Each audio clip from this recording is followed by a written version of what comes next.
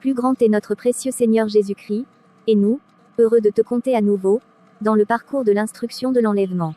Cette fois, parlons de ceci, les récompenses après enlèvement, qui demeurera au palais royal du ciel éternellement. Vous le savez déjà, le Seigneur Jésus-Christ a dit que nous sommes en construction de l'héritage avec lequel nous entrons dans l'éternité. Luc 12:33, vendez ce que vous possédez, et donnez-le en aumône. Faites-vous des bourses qui ne s'usent point, un trésor inépuisable dans les cieux, où le voleur n'approche point, et où la teigne ne détruit point. D'abord, comprenons que, pendant que nous construisons l'identité éternelle, le corps de lumière avec laquelle nous entrerons, au même moment nous produisons le fruit, bien, richesse, et lieu de vie éternelle. Les deux réalités étant liées. Regardez cette scène, et apprenons-en davantage. Ila, as-tu pu récupérer le versement de Monsieur Flior? Non, il ne répond plus à mes coups de fil, et lorsque je me rends à son bureau, il ne me brandit que des excuses, et des promesses déjà entendues. Je suis las de courir après lui. D'accord. GVIN, tu penses que les fonds en banque peuvent nous aider à avancer? Sans doute oui. Le débit des nouvelles installations est juste un peu en deçà du montant inscrit dans notre compte. Bien, je vous invite, les autres y compris, à oublier le versement de nos droits de Flior. Il n'est pas de bonne foi, ou à un autre agenda que le nôtre, ou contre le nôtre. Dieu seul en sait. Oublions tout ça, faisons avec ce que nous avons. Bientôt le ciel, n'allons pas réduire notre héritage pour cette petite affaire. Émile, avec tout ce que tu as gagné comme argent dans tes affaires douteuses, pourquoi tu n'arrives pas à t'acheter la paix? Parce que seule la paix intérieure construit la véritable paix extérieure pour l'éternité.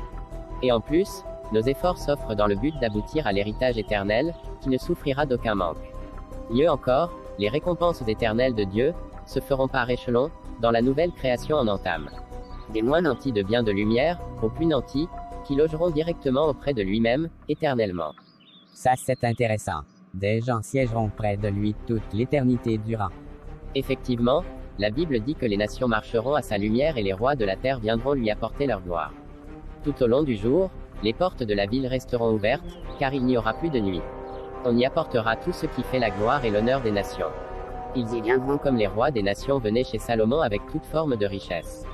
Mais n'y demeureront pas. Mais Dieu lui-même promet le vécu près de lui, ou à ses côtés, éternellement, pendant que certains seront situés ailleurs, par niveau.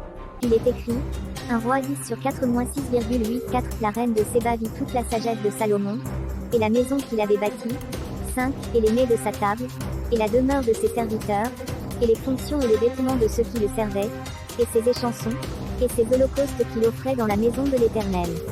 Si hors d'elle-même, elle dit au roi, c'était donc vrai ce que j'ai appris dans mon pays au sujet de ta position et de ta sagesse.